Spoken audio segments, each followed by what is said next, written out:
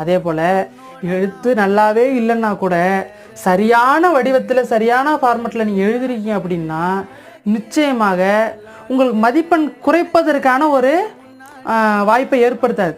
சரிங்களா?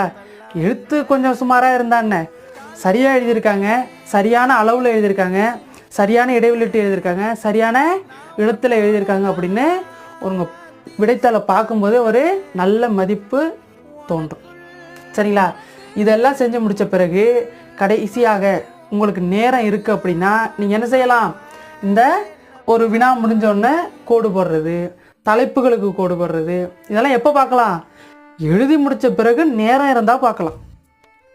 நீங்கள் எழுதிக்கிட்டு இருக்கும்போதே நான் பார்க்குறேன் அப்படின்ட்டு நீங்கள் என்ன பண்ணக்கூடாது, எழுதுறதுக்கான நேரத்தை வீணடிச்சிடக்கூடாது.